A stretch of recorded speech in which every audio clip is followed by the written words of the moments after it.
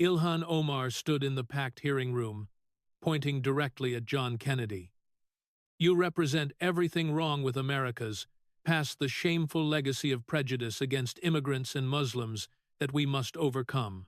Ilhan Omar's voice rang through the packed House Foreign Affairs Committee hearing room, her designer hijab catching the television lights as she gestured dramatically. The young congresswoman from Minnesota stood at the witness table, having been granted special questioning privileges for what was supposed to be a routine hearing on refugee resettlement policies. Senator Kennedy, you sit there in your expensive suit with your southern drawl, pretending to care about human rights, while your entire career has been built on excluding people like me from the American dream. The gallery erupted in applause from the progressive activists who had arrived before dawn to support Omar. Many wore hijabs in solidarity, and several held signs reading, "Refugees welcome," and "No human is illegal." The mainstream media section was packed with reporters whose stories about Kennedy's impending humiliation were already half written on their laptops. Senator John Kennedy of Louisiana sat quietly at the witness table, his silver hair perfectly styled, wire-rimmed glasses perched on his nose. He wore a charcoal suit that indeed looked expensive, though not ostentatious. As Omar's attacks grew more personal, several observers noticed something peculiar, the slight upturn at the corner of his mouth, as if he were enjoying a private joke. "You've never known struggle or persecution," Omar continued, her voice rising with righteous anger. "You've never had to flee your homeland, never spent years in a refugee camp, never had to build a life from nothing in a country where people like you view people like me as threats to be eliminated rather than humans to be welcomed." She paused for effect, basking in the approving murmurs from her supporters. "What could you possibly know about the refugee experience? What qualifies you to sit in judgment of policies affecting the most vulnerable people on Earth?" Kennedy continued taking notes on the legal pad before him, his expression serene. When Omar finally paused, expecting him to be rattled or defensive, he looked up with what appeared to be genuine warmth in his pale blue eyes. "Thank you for that passionate speech about struggle and persecution, ma'am," Kennedy said in his characteristic Louisiana drawl, each word measured and wrapped in Southern courtesy. "You raise important points about understanding different experiences. And speaking of experiences, perhaps we should explore yours a bit more thoroughly." He opened the manila folder that had been sitting closed on the table throughout Omar's tirade. The committee room, which had been buzzing with whispered conversations, suddenly grew quiet. "You mentioned building a life from nothing in America," Kennedy continued, extracting a document from the folder. "Let's discuss how you built that life. Specifically, let's talk about your marriage in 2009. Omar's confident expression flickered for just a moment. "My personal life has nothing to do with—" "Oh, but it does, Mom," Kennedy interrupted gently. "You see, questions have been raised about this particular marriage to Mr. Ahmed Nur Said Elmi." He paused, studying the document. "Your brother?" The committee room erupted. Progressive supporters shouted, "Lies!" and Islamophobia, while reporters frantically began typing. Several Democratic committee members looked genuinely confused, having not expected this turn. Omar's face had gone from confident to frozen. "That's a disgusting conspiracy theory that has been thoroughly debunked." "Has it?" Kennedy asked mildly. He pulled out another set of documents, "because I have here educational records from the United Kingdom showing that Mr. Elmi attended school there, listing the same father's name as appears on your refugee documents. I have sworn affidavits from members of the Minneapolis Somali community confirming the family relationship. And, most interesting of all," he paused for effect, "I have records showing that you, your cultural husband Ahmed Hirsi, and your legal husband Mr. Elmi all lived at the same address in Columbia Heights, Minnesota. The silence in the room was deafening. Even Omar's most ardent supporters had stopped shouting. "Now, Mom," Kennedy continued in the same conversational tone, "in most cultures, it's unusual for a woman to live with both her husband and her brother. It's even more unusual when she's legally married to the brother but filing taxes jointly with the other man." He produced another document. "These are your tax returns from 2014 and 2015. You filed jointly with Mr. Hersey while being legally married to Mr. Elmi. That's tax fraud, ma'am. But more importantly, if Mr. Elmi is indeed your brother, as the evidence suggests, then we're looking at immigration fraud, a federal crime involving helping a family member obtain U.S. citizenship through a sham marriage." Omar found her voice, though it lacked its earlier strength. "These are fabricated documents. This is nothing but a racist attack." "Mom," Kennedy interrupted with exaggerated politeness, "math isn't Islamophobic. DNA isn't racist." And speaking of DNA, he pulled out yet another document. This is a formal request from the Daily Mail newspaper, dated October 2019, asking you to take a DNA test to disprove these allegations once and for all. You refused multiple times. If Mr. Elmi isn't your brother, wouldn't a simple DNA test clear this up immediately? One of the Democratic committee members quietly removed her "I stand with Ilhan" pin and placed it face down on the desk. Others were frantically checking their phones, presumably trying to figure out how to distance themselves from what was unfolding. "But we're just getting started," Kennedy said cheerfully, organizing his papers for the next revelation. "Shall we continue exploring how you've built your American success story? I think the committee would be very interested in your campaign finance activities." Omar gripped the edge of the witness table, her knuckles white. The hunter had become the hunted, and everyone in the room could see it. The Southern gentleman with the gentle smile and devastating documents had just begun his methodical destruction of one of the progressive movement's rising stars. Kennedy adjusted his glasses and pulled out a new section from his folder, labeled in neat typescript, "Records Omar Elmi." The committee room remained tensely quiet. The earlier chaos replaced by the atmosphere of a courtroom watching crucial evidence being presented. "Let's explore this marriage timeline in detail, shall we?" Kennedy began, his tone suggesting he was about to explain something simple to a child. "According to public records, in 2002, you entered into an Islamic faith marriage with Ahmed Abdessalan Hirsi. Is that correct?" Omar's jaw was clenched tight. "Yes, we had a religious ceremony." "And you had 2 children with Mr. Hirsi during this time?" "Yes. But in 2008, you separated from Mr. Hirsi, not legally divorced, since you weren't legally married, but separated." "Yes." Kennedy nodded, as if filing away important information. "And then, in 2009, you legally married Ahmed Noor, Said Elmi. A legal marriage this time, with a certificate filed with the state of Minnesota. I've explained this. Please, Mom, let's establish the facts first," Kennedy said patiently. "Now, here's where it gets interesting."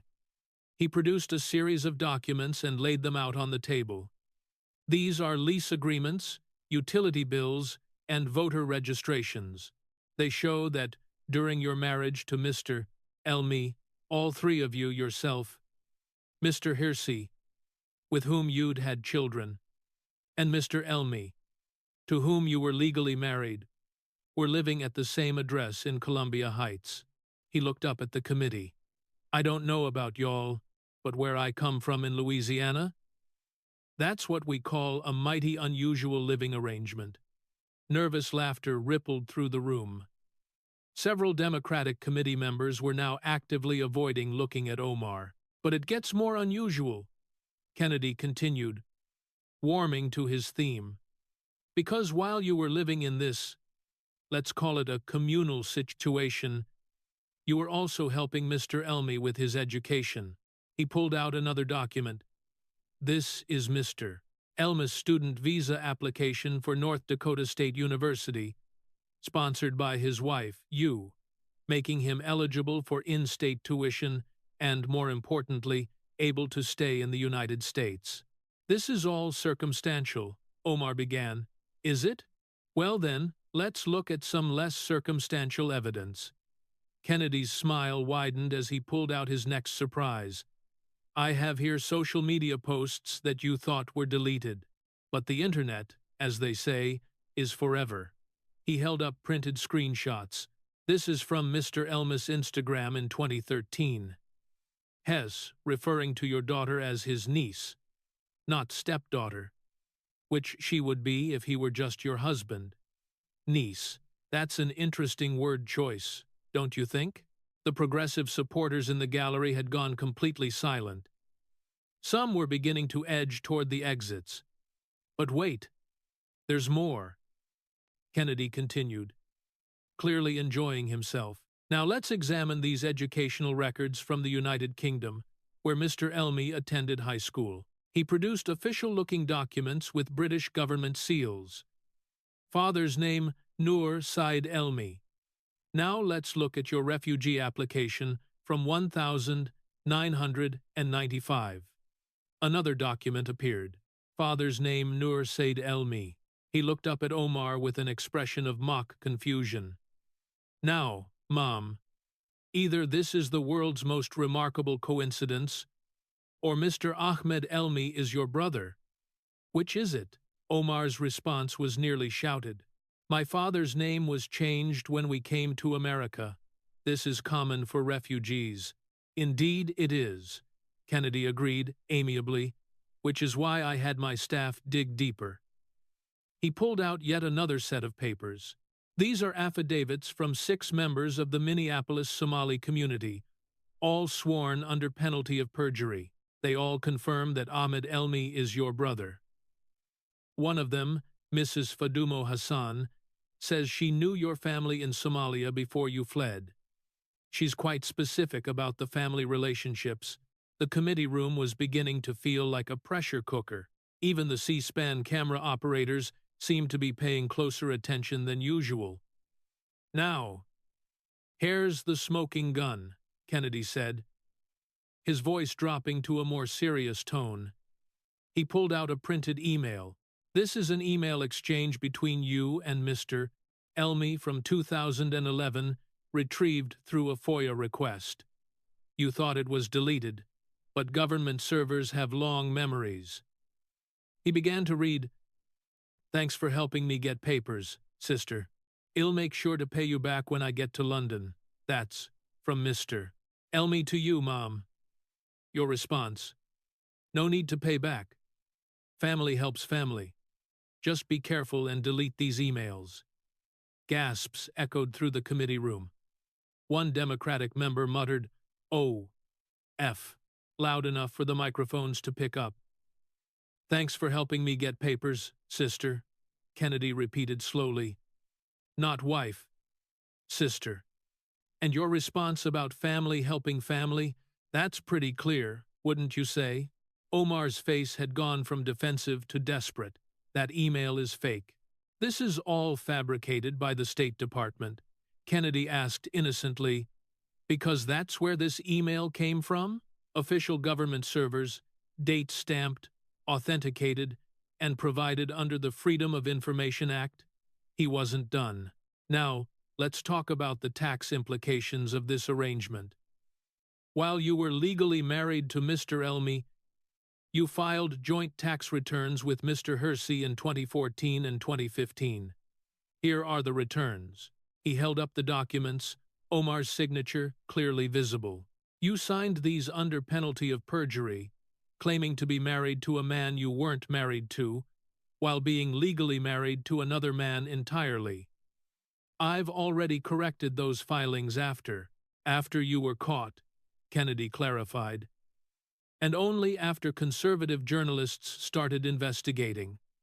But correcting tax fraud after the fact doesn't make it not tax fraud, Mom. It just makes it admitted tax fraud. He pulled out one final document from this section. This is from the IRS Criminal Division. They've opened an investigation based on these fraudulent returns. Did you know that? They're particularly interested in the fact that you claimed tax benefits you weren't entitled to by filing jointly with someone you weren't married to. 3 Democratic committee members stood up and left the room entirely. The exodus was beginning. But here's what really troubles me, Kennedy said, leaning back in his chair. It's not just the fraud, though immigration fraud and tax fraud are serious federal crimes. It's the fact that when caught, instead of coming clean, you attacked anyone who questioned you as racist and Islamophobic. You used your identity as a shield while committing crimes that would land any other American in federal prison. He gestured to the documents spread before him. Marriage fraud, to get your brother U.S. citizenship. Tax fraud to get benefits you weren't entitled to. And then playing the victim when caught. Is this the American success story you're so proud of? Omar's hands were visibly shaking now. Her chief aide was whispering urgently in her ear, likely advising her to invoke the Fifth Amendment and stop talking. I need to consult with my attorney, Omar stammered. By all means, Kennedy said graciously. But before you do, you should know we're just getting started. Wait until we get to your campaign finance violations. Those are particularly illuminating. He smiled that gentle southern smile that had become terrifying to everyone on Omar's side of the room. Shall we take a 5-minute break? I imagine some folks might need to make some phone calls maybe to their attorneys or their campaign donors or their fellow Democrats who might be reconsidering their support right about now. The committee chairman, a Democrat who looked like head aged 10 years in the past 30 minutes, reluctantly called for a recess. As people began to file out, Kennedy remained seated, calmly organizing his papers for round 3. The marriage scandal had exploded even more devastatingly than Omar's worst nightmares could have imagined. And there were still hours to go. When the committee reconvened, several seats on the Democratic side remained conspicuously empty. Omar had returned, flanked now by 2 attorneys who looked like they'd rather be anywhere else. Her earlier confidence had evaporated entirely, replaced by the hunted look of someone who knew the worst was yet to come. Kennedy seemed refreshed by the break, sitting through the reconvening formalities with the patience of a man who had all day to destroy his target. When recognized to continue, he opened a new section of his folder marked Campaign Finance, Minette. Now, Mom, let's discuss your relationship with Mr. Tim Minette and his company, E Street Group, Kennedy began, his tone suggesting this would be even more damaging than what came before. Omar's lawyers immediately tensed. One whispered urgently in her ear, but she waved him off.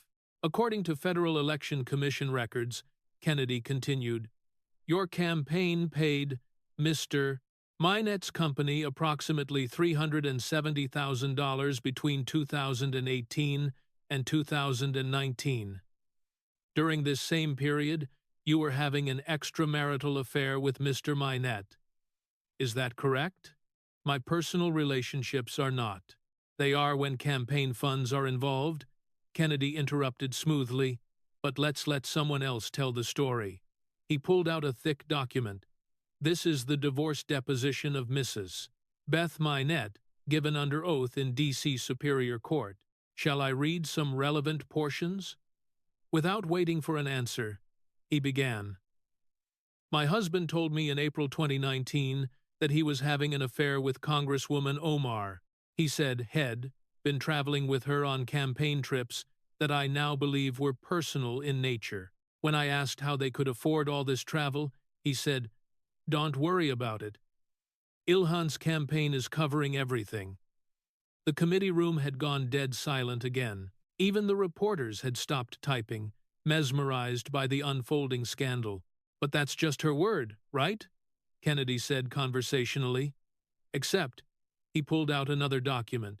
Here are credit card receipts from those trips. Romantic dinners for two in Nice, France, paid for by Omar for Congress. A couple's spa retreat in Napa Valley, campaign funds. Hotel suites with one bed in cities where no campaign events were scheduled. All billed to Minnesota donors. Those were legitimate campaign expenses, Omar protested weakly. Really? Because I have something that suggests otherwise. Kennedy pulled out his phone and connected it to the committee's audio system. This is a text message from Mr. Minette to his wife, recorded during their divorce proceedings. A man's voice filled the room. Stop calling me about money. I told you Ilhan's campaign is paying for everything now. Just be patient until the divorce is final. Several people in the gallery gasped. One of Omar's own staffers was seen putting her head in her hands. Campaign funds paying for everything, Kennedy repeated. That's interesting language for legitimate political consulting, wouldn't you say? But Kennedy wasn't done. Let's talk about after your affair became public, and you married Mr. Minette in March 2020. Did the payments stop? Oh no. They increased. He pulled out more FEC records. Your campaign paid your new husband's company another $1.1 million in 2020 alone, making him one of the highest-paid political consultants in America.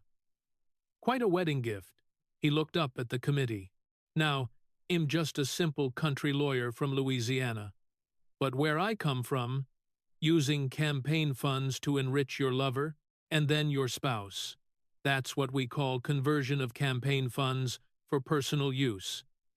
It's also a federal crime. But wait, Kennedy said, clearly enjoying the theatrical presentation. It gets better or worse, depending on your perspective. He pulled out a new document. Let's discuss the Minnesota Campaign Finance Board findings. You've been found guilty of campaign finance violations multiple times, haven't you? Omar's lawyer tried to object, but Kennedy continued over him. In 2019, the board found you guilty of using $3,469 in campaign funds for personal travel. You were also found to have used $1,500 in campaign funds to pay for personal tax preparation, specifically to correct those fraudulent joint returns we discussed earlier, using campaign funds to cover up tax fraud. That's creative, I'll give you that. He pulled out another receipt. But my favorite is this one. You used $6,000 in campaign funds to pay your divorce attorney, the divorce from Mr. Elmi, your brother, so you could marry Mr. Minette. Campaign donors unknowingly funded your transition from immigration fraud to campaign finance fraud. It's almost poetic in its corruption. The progressive activists who had started the day cheering Omar were now filing out quietly, removing their solidarity hijabs as they went. The abandonment was becoming a stampede. Now, here's where it gets really interesting, Kennedy said, pulling out a fresh set of documents. Mr. Minette's latest business venture. Are you familiar with the Northside Wine Group, ma'am? Omar's face, already pale, went white. I have no involvement in my husband's business. No? Well, let me refresh your memory. Kennedy gestured to the gallery. Mr. Naeem Moad, would you please stand up? A well-dressed man in the gallery stood, his face angry. Mr. Moad invested $300,000 in your husband's wine business after being promised a 200% return in 18 months. That was 3 years ago. He hasn't seen a penny. In fact, Kennedy consulted his notes. Mr. Minette used that money to purchase a $1.3 million home in D.C., the home where you currently live. That's a lie, someone in the gallery shouted. But it was Moad himself. No, the lie was telling me it was for a winery, Moad shouted back. She knew they bought that mansion with my money, with my children's college fund. Security moved to restrain him, but Kennedy raised a hand. Let him speak. Has the victim here. They showed me fake contracts, fake wine inventories, Moad continued, his voice breaking. Tim Minett told me his wife's position would ensure the business succeeded. He said, having a congresswoman as a partner guaranteed government contracts for events. I trusted them because of her. Thank you, Mr. Moad, Kennedy said gently. You may sit down. He turned back to Omar. Interesting that your husband invoked your position to defraud investors. But of course you knew nothing about it, right? He pulled out another document. Except, here's your financial disclosure form for 2023. You reported income from Northside Wine Group of between $100,000 and $1 million. You profited from your husband's fraud, ma'am. That makes you an accessory after the fact. One of Omar's lawyers stood up. Senator, I must object to these unfounded accusations. Unfounded? Kennedy pulled out a final document. This is a civil suit filed last week in D.C. Superior Court. Mr. Moad is suing your client and her husband for fraud, breach of contract, and racketeering. The FBI has also opened an investigation based on interstate wire fraud. Did you know that, counselor? The lawyer sat back down without another word. So let's recap, Kennedy said, organizing his papers with theatrical precision. You used campaign funds to conduct an affair. You paid your lover's company hundreds of thousands in donor money. After marrying him, you paid him millions more. You used campaign funds to cover up tax fraud, and now you're profiting from your husband's investment fraud scheme. He looked directly at Omar. You've turned your congressional campaign into a criminal enterprise. Every donor who gave you $20 thinking they were supporting progressive values was actually funding your personal enrichment scheme. How do you sleep at night? Omar tried one last, desperate defense. This is all politically motivated. You're trying to silence a strong woman of color. Mom, Kennedy interrupted, his voice carrying a note of genuine disgust for the first time. Fraud isn't a cultural practice. Stealing isn't a religious belief. And crime doesn't become legal just because a woman of color commits it. You've dishonored every legitimate refugee who came to this country honestly, every woman who earned her position without corruption, and every Muslim who practices their faith without hiding behind it when caught breaking the law. The committee room was in complete disarray. Now Democrats were openly discussing whether to call for Omar's resignation. Her own staff members were seen updating their resumes on their phones. The complete collapse of her support was happening in real time. We're not done yet, Kennedy announced, reaching for yet another section of his seemingly bottomless folder. We haven't even gotten to your anti-Semitic statements. Those are particularly illuminating about your character, or lack thereof. Omar slumped in her chair, defeated before the next round even began. The Southern gentleman had methodically destroyed her finances just as thoroughly as he had her personal life. And there was still more to come. Kennedy's demeanor shifted noticeably as he opened the next section of his folder. The gentle mockery that had characterized his earlier questioning was replaced by something harder, more serious. He adjusted his glasses and looked directly at Omar, who seemed to shrink under his gaze. Now, Ma'am, we need to discuss your statements about Jewish Americans and Israel, he began, his voice carrying the weight of someone addressing a moral failing rather than mere criminal behavior. These aren't just political disagreements. They're part of a pattern that goes to the heart of your fitness to serve in Congress.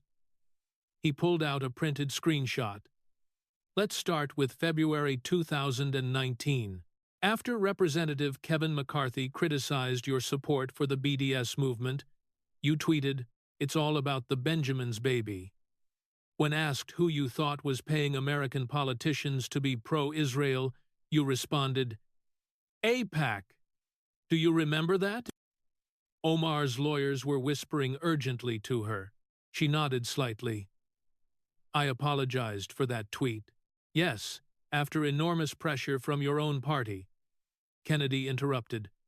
But apologies don't erase the sentiment behind the words. You invoked one of the oldest anti-Semitic tropes in existence, that Jews use money to control politics. And this wasn't an isolated incident. He pulled out another document. But before we get to your other statements, let's look at what you really said in private. Kennedy's slight smile returned, but it held no warmth. You see, we've obtained some of your deleted tweets.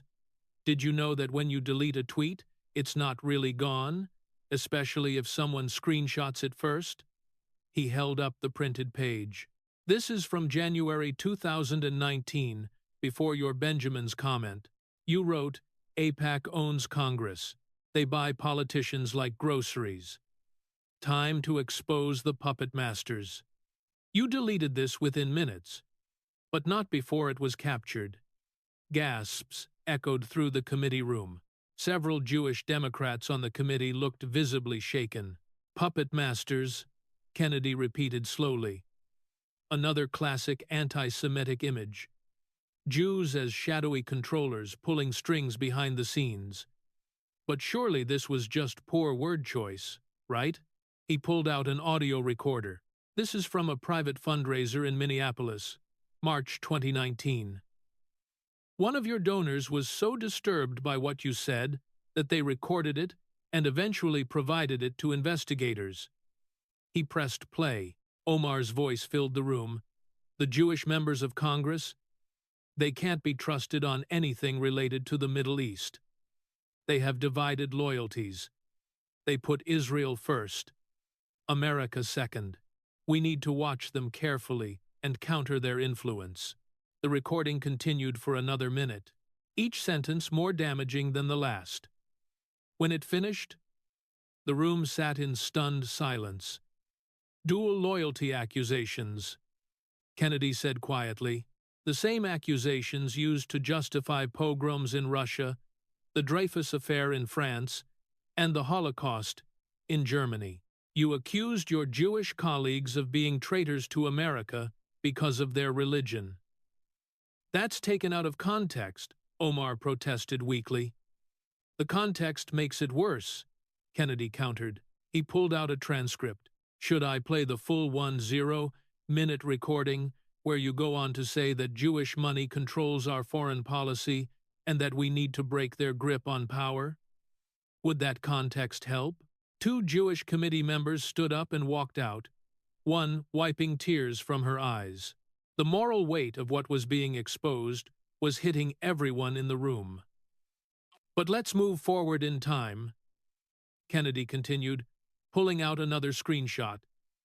June 2021. You tweeted that the United States and Israel should be investigated for unthinkable atrocities alongside Hamas and the Taliban. You equated democratic nations with terrorist organizations. Why? I was calling for accountability. Were you? Because Hamas deliberately targets civilians. They use suicide bombers in pizzerias and fire rockets at schools. Israel, whatever its faults, has a military justice system and rules of engagement.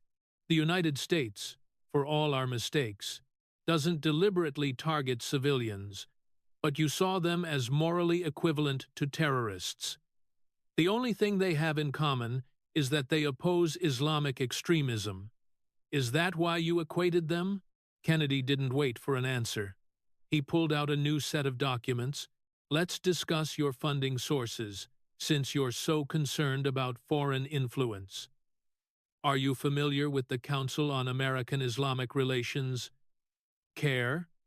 They're a civil rights organization, BZ, founded by members of Hamas. Kennedy interrupted. According to FBI evidence presented in federal court during the Holy Land Foundation trial, CARE was founded by people connected to terrorist organizations. And you've been their guest of honor at multiple events. He showed photographs. Here you are at a CARE fundraiser in 2018, here is another in 2019, and another in 2020. Each time you gave speeches attacking Israel and questioning the loyalty of American Jews, each time you helped them raise money, some of which, he pulled out financial documents, ended up in your campaign coffers. Interesting how that works. But that's not all, Kennedy continued, his voice growing harder. Let's discuss your meetings with groups connected to Hamas and Hezbollah. He produced State Department documents. In 2017, you met with representatives of charities that the Treasury Department has designated as terrorist fundraising fronts. When warned by the FBI, you accused them of Islamophobia and continued the meetings. He pulled out another document. This is particularly interesting.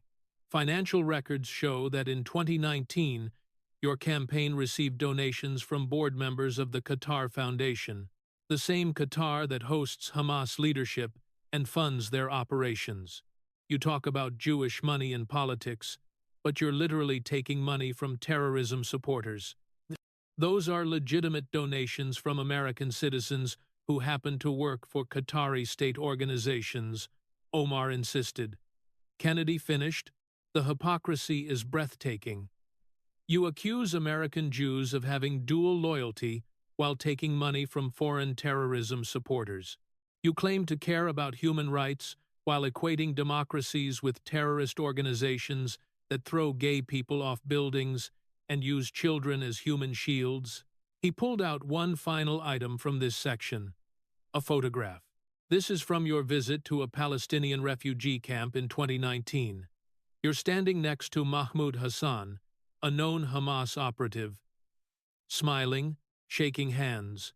The Israeli government protested your meeting with a terrorist. Your response? You accused them of trying to silence you. Kennedy leaned back in his chair. The pattern is clear. Ma'am, you don't just criticize Israeli policy, which would be legitimate political discourse. You invoke ancient anti-Semitic tropes. You question the loyalty of Jewish Americans. You take money from terrorism supporters while accusing Jews of buying influence. And you meet with terrorists while claiming to support human rights. He gestured to the largely empty Democratic side of the committee room. Your own Jewish Democratic colleagues have been trying to work with you for years. They've educated you about anti-Semitic tropes. They've begged you to stop using this language. And every time, you apologize publicly and then double down in private. Because this isn't ignorance, it's hatred. The remaining progressive supporters in the gallery had gone completely silent. Even they couldn't defend what they were hearing. But we're not done, Kennedy announced, reaching for the thickest section of his folder yet. Because all of this, the fraud, the corruption, the hatred, it all comes together in your most famous statement, the one that reveals exactly who you are and what you really think of America. He paused for effect, looking directly at Omar. Let's talk about why you described September 11th as some people did something. Kennedy's entire demeanor transformed as he opened the final section of his folder. The gentle Southern courtesy vanished, replaced by something colder, more precise, the demeanor of a prosecutor about to deliver a closing argument in a capital case. He looked up at the gallery, where a group of people in the front row sat wearing pins with photographs of their loved ones. Before we continue, Kennedy said quietly, I want to acknowledge the 9/11 families who are here today. I know this will be difficult to hear, but America needs to understand exactly who sits in our Congress. He turned back to Omar, who had visibly paled at the mention of 9/11. In March 2019, you gave a speech at a CAIR fundraising event. CARE, the organization we just established, was founded by Hamas supporters. And in that speech, you said something that revealed your true feelings about the worst attack on American soil since Pearl Harbor. Kennedy pulled out a tablet and connected it to the committee's screens. Let's watch the full video, shall we? Omar's lawyers tried to object, but the committee chairman, perhaps sensing the historical importance of the moment, overruled them. The video began to play. On screen, Omar stood at a podium before a cheering crowd. Her voice filled the committee room. CARE was founded after 9/11 because they recognized that some people did something and that all of us were starting to lose access to our civil liberties. Kennedy paused the video. Some people did something. That's how you describe the murder of 2,977 Americans, not Islamic terrorists. Some people, not a coordinated attack on our nation, did something like it was a minor incident not worth describing accurately. He let the words hang in the air before continuing. But maybe you just misspoke.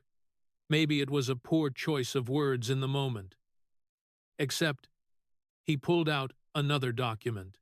This is a transcript from a Minnesota Public Radio interview in 2013, 6 years earlier. When asked about 9/11, you said, America's military actions in the Middle East created the conditions for retaliation. We need to understand why they were so angry. I was explaining root causes, Omar began. Were you? Because there's more. Kennedy pulled out printouts of deleted social media posts. The 11th of September, 2013, the anniversary of the attacks. You wrote on a Somali language forum, Americans overreact to 9/11. More people die from medical errors every year. They use it as an excuse for their imperialism. The 9/11 families in the gallery were openly weeping. Now, one man stood up, his voice shaking with rage. My daughter died in the North Tower. She was 23 years old. She was not a statistic. Kennedy raised a hand gently. Sir, I understand your pain. Please let me finish. She needs to answer for all of it. He turned back to Omar. But even that's not the worst part. Because we've obtained your WhatsApp messages from 2019 after your "some people" comment created controversy. He pulled out printed screenshots, authenticated with digital signatures, in a group chat with what appears to be Muslim political activists. You wrote, the American obsession with 9/11 is useful. Use their guilt against them. Every time they question us, bring up Islamophobia and discrimination after 9/11. Make them feel bad for their reaction, rather than the attack itself. The committee room erupted. Even the Democrats who had remained couldn't stay silent. One shouted, That's unconscionable, before remembering the microphones were on. Use their guilt against them. Kennedy repeated slowly. You saw the murder of thousands of Americans, not as a tragedy, but as a political tool to manipulate grieving families and traumatized citizens. He pulled out another document. But wait, it gets worse. This is from your FBI security clearance review in 2019. Concerns were raised about some of your statements regarding terrorism. Do you know what you told the FBI agents conducting your interview? Omar remained silent, her face ashen. You said, American foreign policy is the real terrorism. What happened on September 11th was chickens coming home to roost. You told federal agents that America deserved September 11th. Several Capitol Police officers in the room noticeably stiffened. These were their colleagues who had died defending the building. And here was a member of Congress saying America deserved to be attacked. The agents recommended against granting you access to classified briefings, Kennedy continued. Their report says, subject shows troubling sympathy for anti-American narratives and inability to condemn terrorism without equivocation. But Democratic leadership overruled them. Political considerations outweighed security concerns. He pulled out a final document from this section. This is perhaps the most damning of all. A statement from Imam Abdussalam Adam of the Islamic Center of Minneapolis, one of the most respected Muslim leaders in your own district. Kennedy read, I have counseled Congresswoman Omar repeatedly about her rhetoric. I have explained that her words bring shame upon all Muslim Americans who love this country.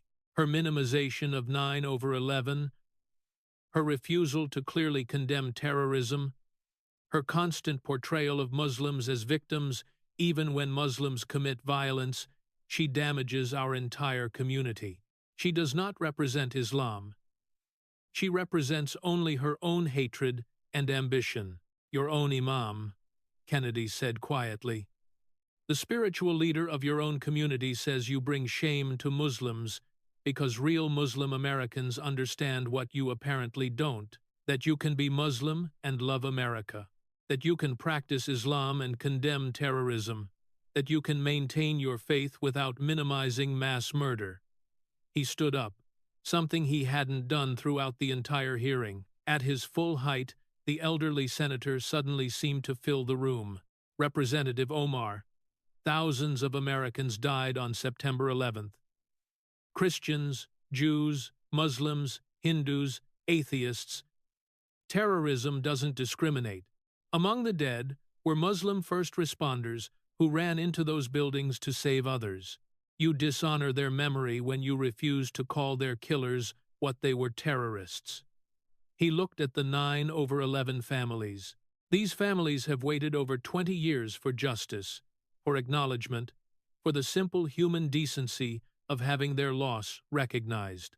And you sit in the people's house, collecting a salary paid by their tax dollars, and call the murder of their loved ones something done by some people. The moral weight of Kennedy's words seemed to press down on the room. Several people in the gallery were sobbing openly. Even hardened reporters looked shaken. This isn't about politics, Kennedy continued, his voice rising for the first time. This isn't about party or ideology. This is about basic human decency. This is about whether someone who cannot bring herself to condemn terrorism, who sees the mass murder of Americans as a political opportunity, who takes money from terrorism supporters while accusing others of dual loyalty, whether such a person should have access to our nation's secrets and a vote on our nation's laws. He pulled out one final document. This came to my office this morning. It's from the Director of National Intelligence. Based on the evidence presented today, your security clearance is being immediately revoked, pending a full review. You will no longer have access to classified briefings. You cannot serve on the Foreign Affairs Committee or any committee dealing with national security. Omar's lawyers jumped to their feet, shouting objections, but Kennedy continued over them. Furthermore, the FBI will be opening investigations into your ties to foreign terrorist organizations, your immigration fraud, and your campaign finance violations. The IRS will be reviewing your tax fraud. The House Ethics Committee will be investigating all of the above, plus your anti-Semitic statements and abuse of office. He sat back down, his energy seemingly spent. Your career in Congress is over, Mom. Not because of your religion, or your race, or your gender, but because you're a fraud, a thief, and a terrorist sympathizer who somehow managed to con your way into the United States Congress. The committee room exploded into chaos. Democrats were fleeing for the exits. Republicans were calling for immediate expulsion votes. The 9/11 families were standing and applauding through their tears. And in the middle of it all, Ilhan Omar sat frozen, her political life destroyed, her crimes exposed, her true nature revealed to the world. The Southern gentleman had delivered the kill shot. As the chaos in the committee room continued, Omar made one last, desperate attempt to salvage something from the wreckage of her career. She stood up shakily, gripping the table for support, and tried to shout over the noise. "This is McCarthyism," she cried, her voice cracking. "This is a witch hunt designed to silence a strong Muslim woman who dares to speak truth to power." Kennedy looked at her with what might have been pity. "Mom, Joe McCarthy was wrong because he made accusations without evidence. I have He gestured to the mountain of documents spread across the table. 127 pieces of documented evidence, financial records, emails, audio recordings, video footage, sworn testimony, government documents. This isn't McCarthyism. This is accountability. He pulled out his phone and showed the screen to the committee. In fact, your colleagues are already providing more accountability. This just came in, a statement from Congresswoman Alexandria Ocasio-Cortez. The room quieted as Kennedy read from his phone. I am shocked and dismayed by the revelations about Representative Omar. While I have defended her right to criticize policy, I cannot and will not defend fraud, corruption, or anti-Semitism. She has betrayed the progressive movement and must resign immediately. AOC! Omar gasped, her last hope crumbling. Oh, there's more, Kennedy continued, scrolling through his phone. Congresswoman Rashida Tlaib, I am heartbroken, but cannot defend the indefensible.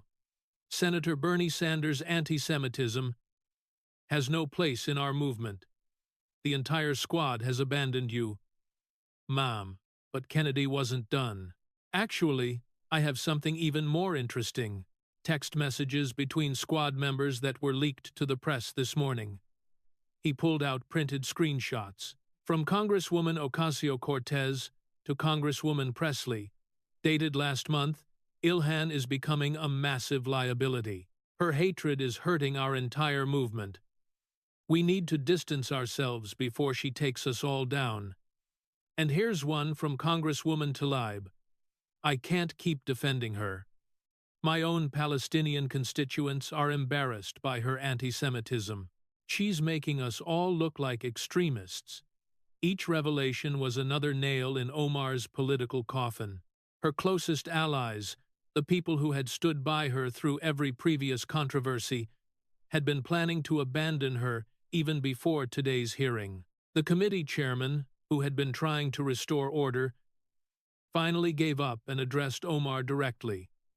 Representative Omar, these are extremely serious allegations. I think we need to hear your response to the evidence presented. Omar's lawyers tried to whisper advice, but she pushed them away. You want a response? This is all lies. Fabricated evidence. I am being targeted because I'm a black Muslim woman who won't bow down. Mom, the chairman interrupted, his patience exhausted. I've reviewed this evidence. These are authenticated government documents, verified emails, and recorded conversations. As chairman of this committee, I'm calling for an immediate ethics investigation into all of these matters. He looked around at his Democratic colleagues. I'm also going to recommend that the Democratic caucus meet in emergency session to consider removing Representative Omar from all committee assignments pending these investigations. You can't do that, Omar shouted. Actually, I can, and I will. The chairman's voice was firm. No member of Congress is above the law or above accountability. At that moment, another Democratic member stood up, Congressman Gerald Nadler, one of the most senior Jewish Democrats in the House. Mr. Chairman, I ask unanimous consent to enter into the record a statement signed by every Jewish Democratic member of the House. Without objection, the chairman said. Nadler read, We have tried for years to work with Representative Omar to educate her about anti-Semitic tropes, to help her understand why her words cause pain. She has repeatedly promised to do better, and repeatedly broken those promises. The evidence presented today shows a pattern of deliberate anti-Semitism that cannot be excused as ignorance. We call for her immediate resignation. The hits kept coming. Kennedy pulled out one final document. Oh, I almost forgot. This just arrived from the Speaker's office. He read, Speaker Pelosi states, Representative Omar must answer these serious allegations. No member of Congress is above accountability.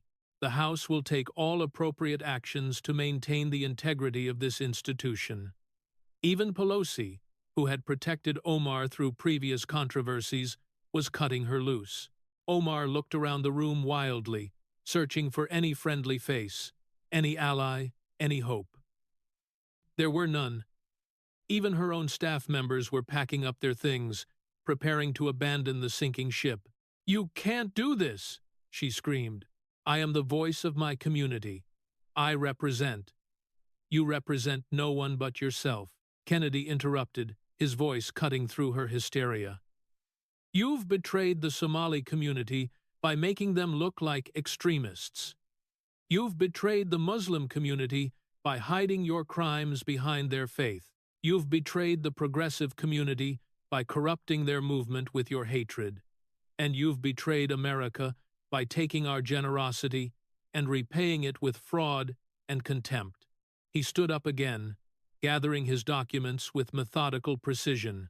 "I came here today expecting to question someone about policy disagreements. Instead, Eve exposed a criminal enterprise operating in the United States Congress.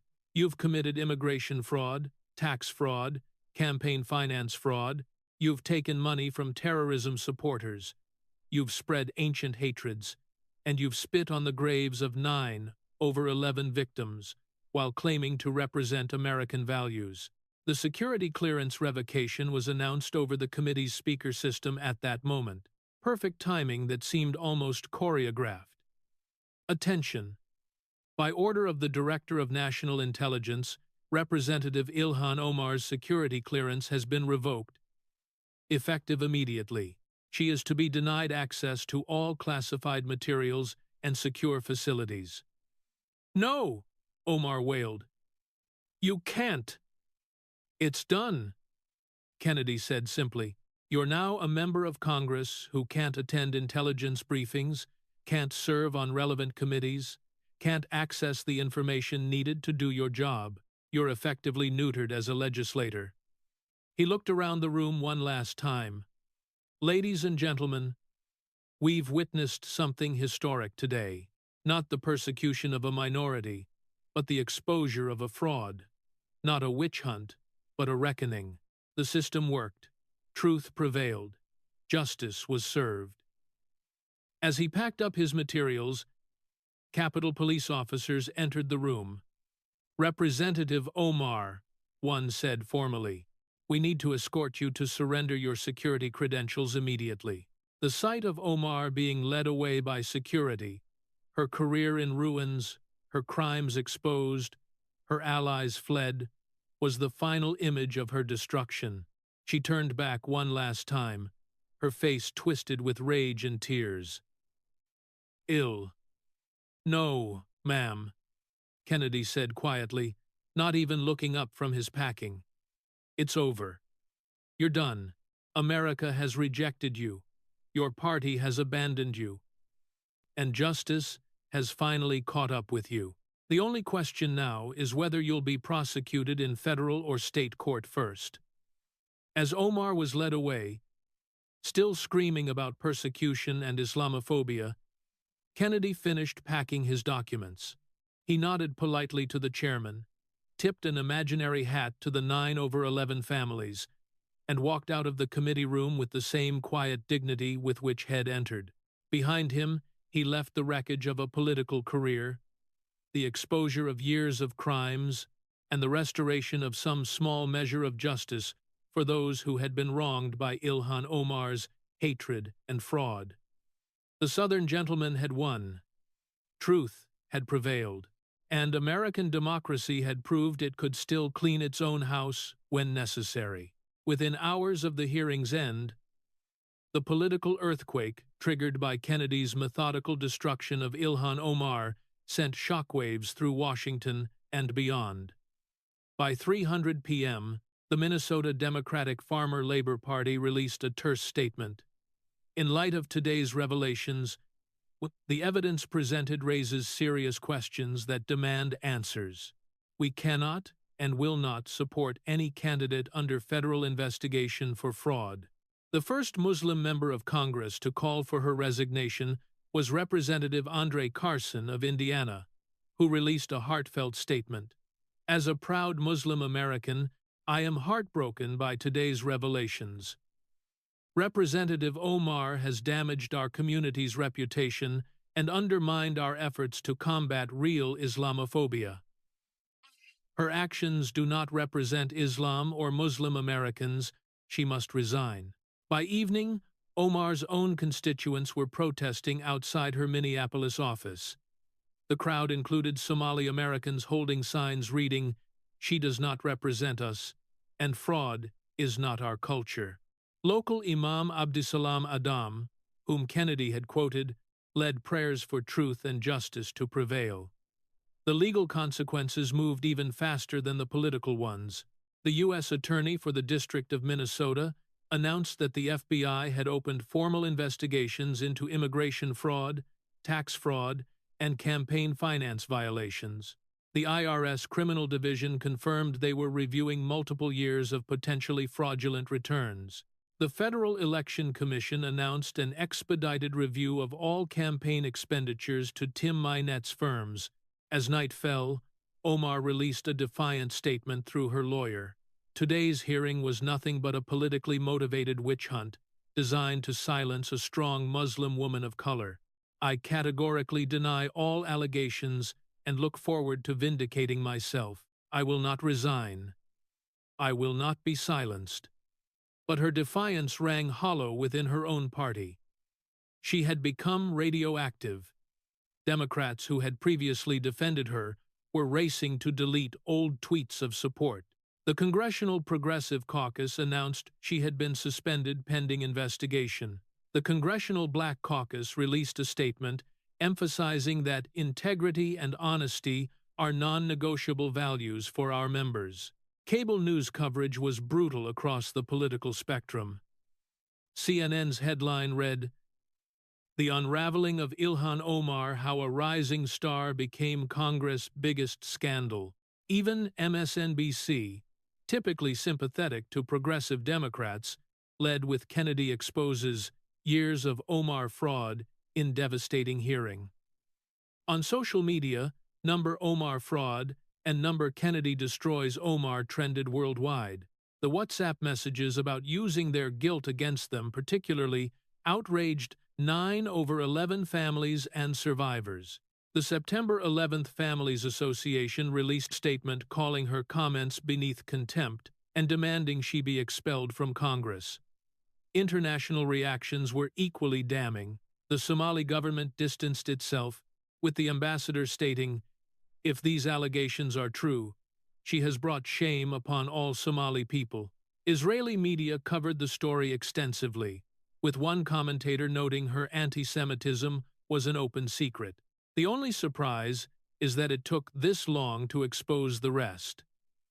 By midnight, the first Democrat had announced a primary challenge to Omar. Don Samuels, who had nearly defeated her in the previous primary, released a video declaring Minneapolis deserves honest representation. We deserve better than fraud and hatred. I'm running to restore integrity to this seat. Senator Kennedy, for his part, gave only one brief interview to a local Louisiana station. Sitting on his porch in Madisonville, he seemed more sad than triumphant. "I don't take any pleasure in what happened today," he said in his characteristic drawl. "Watching someone destroy their own life through greed and hatred is never pleasant. But sometimes you have to lance a boil to heal the body. Congress had an infection, and today we began the treatment." When asked if he had any regrets, Kennedy considered the question carefully. "My only regret is that it took this long. How many people were hurt by her fraud? How many Jews were wounded by her words? How many Muslims were embarrassed by her actions? If we'd acted sooner, maybe less damage would have been done." "What's next?" the interviewer asked. Kennedy smiled slightly. "Well, I imagine there will be a special election in Minnesota soon enough. As for me, I've got other oversight work to do. Corruption doesn't stop just because you expose one person. But today was a good day for truth, a good day for justice. And despite all the ugliness we had to wade through, a good day for America. The interview ended with Kennedy looking out over the Louisiana bayou, the setting sun reflecting off the water. "You know," he said quietly, "this country gave that woman everything. Refuge from war, education, opportunity, even high office. And she repaid it with lies and hatred. But in the end, the system worked. Truth won. That's the America I still believe in." As his figure faded into the evening shadows, one truth remained clear. John Kennedy had done more than destroy a corrupt politician. He had reminded Washington that facts still matter, that evidence still counts, and that no one, no matter their identity or ideology, is above the law. The Southern gentleman had delivered justice with courtesy, facts, and devastating effectiveness. And in doing so, he had restored a small piece of faith in American democracy. The reckoning was complete.